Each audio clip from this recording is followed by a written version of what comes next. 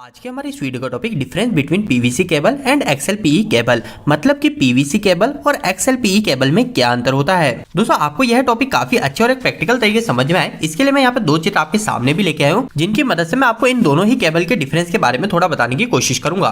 दोस्तों वीडियो के स्टार्टिंग में सबसे पहले हमको कुछ बेसिक चीजें पता होनी चाहिए। हमको यह पता होनी चाहिए आखिर जो पीवीसी होता है, इस पीवीसी का पूरा नाम क्या होता है और एक्सएलपीई का पूरा नाम क्या होता है। अगर हम पीवीसी की फुल फॉर्म की बात करें तो वह पॉलीविनाइल क्लोराइड होता है, और अगर हमसे कभी एक्सएलपीई की फुल फॉर्म पूछा जाए तो इसका मतलब है क्रॉस लिंक पॉलीएथिलीन। वैसे दोस्तों यह पॉलीविनाइल क्लोराइड और यह क्रॉस लिंक पॉलीएथिलीन, यह तो हमारा जो केबल है ना, उस केबल पे ऊपर क्या मटेरियल लगा जा रहा है इंसुलेशन के लिए। जैसे हम सभी को पता है हमारे ये एक वायर है, इस वायर के अंदर सबसे पहले मुख्य चीज क्या है, वो होती है हमारे कंडक्टर, चाहे वो कॉपर का हो सकता है कंडक्टर या फिर हमारे एल्यूमिनियम का वायर हो सकता है। तो ये चीज तो मुख्य होगी। अब यह जो वायर है इसके ऊपर हम किसकी कोटिंग कर रहे हैं, किस मटेरियल की परत चढ़ा रहे हैं, वही हमारा ये पीवीसी और एक्सएलपीई हो जाता है। इसके बाद में दोस्तों मैं आपके सामने दो फोटो लाया हूं। इस फोटो की मदद से हमारे सामने कुछ गलतियां होती है, हम एक्सएलपीई के बारे में कुछ गलतियां करते हैं इंडस्ट्री लाइन में उसको पहचानने से, तो वो गलती हम इस वीडियो के बाद में नहीं करेंगे। और पीवीसी एक्सएलपीई क्या है इसको अच्छे से जानने के बाद में फिर हम इन दोनों के डिफरेंस के ऊपर भी बात कर लेंगे कि आखिर एक्सएलपीई का किस जगह इस्तेमाल किया जाता है और पीवीसी का किस जगह इस्तेमाल किया जाता है।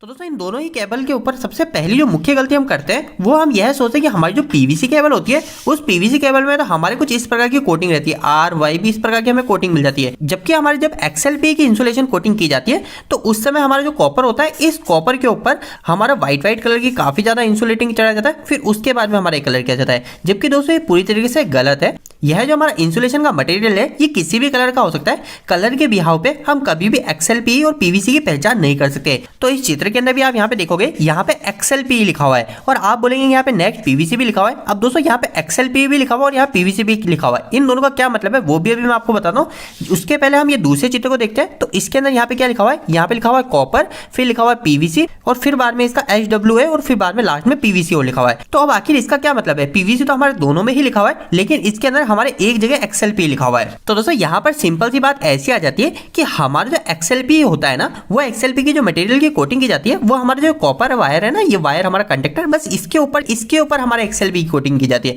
तो आपको आगे से ध्यान रखना है। तो यहाँ पर जो हमें ये एक्सएलपीई दिखा रहा है ये हमें इसी बात को दिखा रहा है कि हमारा जो कंडक्टर है, इस कंडक्टर के ऊपर जिस मटेरियल को इंसुलेशन के लिए उपयोग लिया जा रहा है वो हमारा एक्सएलपीई है। और बाद में आगे जो पीवीसी लिखा हुआ था इसका मतलब क्या है, तो इसका मतलब है हम ये बाहर की जो हमारी काली काली आपको दिख रही है जिसको हम जैकेट बोलते हैं, यह है हमारे पीवीसी मटेरियल की है। जबकि अगर हम दूसरे केबल की बात करें तो इसके अंदर हमारा जो कंडक्टर के ऊपर जो मटेरियल का उपयोग किया इंसुलेशन के लिए ये भी हमारा पीवीसी है, और जो बाहर उपयोग किया गया जैकेट के लिए ये भी हमारा पीवीसी है। तो इन बातों से आपके कुछ पॉइंट क्लियर हो गए होंगे। अभी यही चीज आप इस सेकंड डायग्राम के अंदर भी देख सकते हो, इसके अंदर भी देख सकते हो, यहाँ पे लिखा हुआ है कॉपर, फिर इसके बाद में लिखा हुआ है एक्सएलपी, ये कॉपर डिनोट कर रहा है, हमारा जो कंडक्टर है ये कंडक्टर कॉपर का है। इसके बाद में एक्सएलपी लिखा हुआ है, एक्सएलपी हमें क्या बता रहा है कि हमारा जो इंसुलेशन है, जो हमारे इस कॉपर के इंसुलेशन क्या है वो हमारा एक्सएलपी का है। इसके बाद में दोस्तों हमारे केबल के अंदर कई और भी चीजें होती है, जैसे आर्मेंट भी होता है। यहाँ पे भी कई लोग कुछ गलती करते हैं, यहाँ पर कई लोग ऐसा सोचते हैं जिस भी केबल के अंदर हमारे आर्मेंट है वो हमारी सारी एक्सएलपी केबल है, जबकि ऐसा बिल्कुल भी नहीं है दोस्तों। हमारी जो पीवीसी केबल होती है उस पीवीसी के अंदर भी हमारी आर्मेंट केबल आती है। यह जो आर्मेंट है, यह आर्मेंट हमारी केबल को मैकेनिकल स्ट्रेंथ देने के लिए उपयोग लिया जाता है। तो इस आर्मेंट का हमारे एक्सएलपी और पीवीसी केबल से कोई भी लिंक नहीं है। और इसके बाद में वापस से आप देखोगे आगे लिखा हुआ है पीवीसी इंसुलेटेड 4 कोर केबल, मतलब कि जैसा कि मैंने आपको बताया हमारा जो आउटर जैकेट होता है,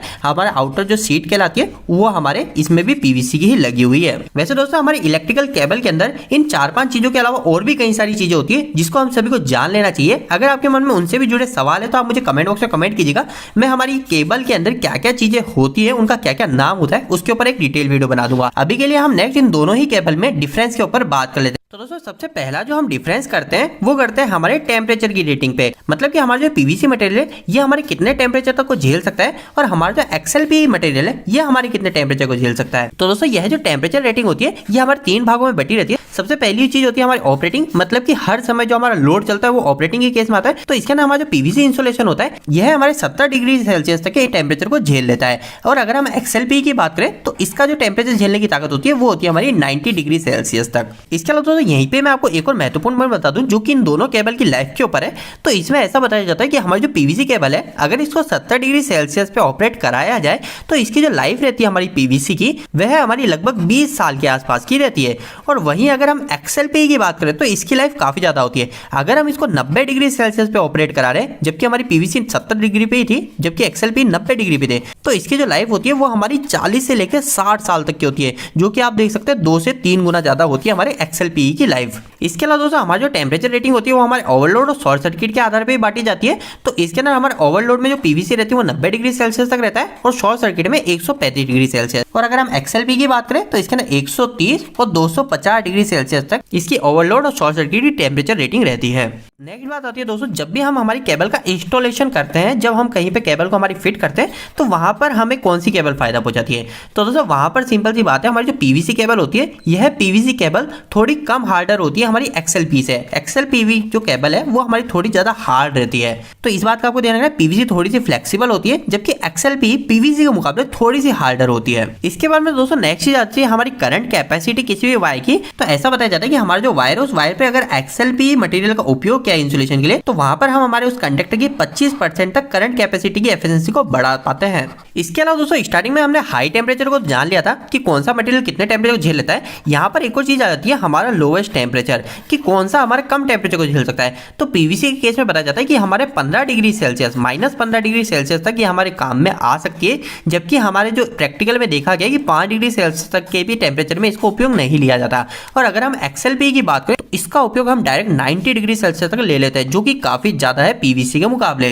इसके अलावा तो कहीं पर अगर आपने अंडरग्राउंड केबल भी देखी है तो वहां पर भी आप देखेंगे ज्यादातर XLPE केबल का या लगभग XLPE केबल का इस्तेमाल किया जाता है। वैसे मैंने एक वीडियो अंडरग्राउंड केबल वायरिंग और ओवरहेड केबल वायरिंग इन दोनों में क्या अंतर है, हमें किससे फायदा मिलता है, उसके ऊपर भी बना रखा है। अगर आप वो वीडियो देखना चाहते हो तो वो वीडियो का लिंक आपको इसी वीडियो के एंड स्क्रीन में मिल जाएगा, आप वहां से वीडियो देख सकते हो। इसके बाद में दोस्तों आखिरी के अंदर कुछ और छोटी मोटी 2-3 चीजें आती है। सबसे पहली चीज आती है कि हमारा जो मॉइस्चर रेजिस्टेंस होता है वो हमारा पीवीसी कम रहता है, जबकि हमारा जो XLPE हमारा पीवीसी के मुकाबले एक्सीलेंट रहता है। इसके बाद में हमारा ऑयल रेजिस्टेंस, मतलब कि ऑयल तो हमारे नहीं पकड़ता, तो इसके अंदर भी हमारा जो XLPE केबल है ये हमारे फायदा हमें पहुंचाती है। इसके बाद में नेक्स्ट चीज आती है हमारे किसी केमिकल का कोई रिएक्शन, तो इसमें भी हमारा XLPE एक्सीलेंट में आती है, जबकि हमारी जो पीवीसी होती है ये पीवीसी इसमें पुअर की कंडीशन में आ जाती है। मतलब कि हमारी जो पीवीसी केबल होती है वह हमारी काफी ज्यादा केमिकल प्रूफ नहीं होती है। इसके अलावा आखिरी में एसिड रेजिस्टेंस आ जाता है, तो यहाँ पर भी हमारी जो XLPE केबल होती है ये हमारी एक्सीलेंट में आ जाती है, जबकि हमारी पीवीसी केबल वापस से XLPE के नीचे ही रहती है। तो दोस्तों मतलब सिंपल सी बात ऐसी कि हमारा जो पीवीसी मटेरियल है ये काफी ज्यादा इफेक्टिव है, लेकिन ये जनरल वे में है। मतलब कि हम जो जनरल हमारे घरों में वायरिंग उपयोग ले रहे हैं इन सब चीजों के लिए, लेकिन जब कभी हम कहीं पे कोई स्पेशल एप्लीकेशन लगाते हैं या फिर हम हमारी कंपनी के अंदर काफी लंबी समय तक के लिए वायरिंग कर रहे होते हैं तो उस समय हम डायरेक्ट XLPE का उपयोग करते हैं।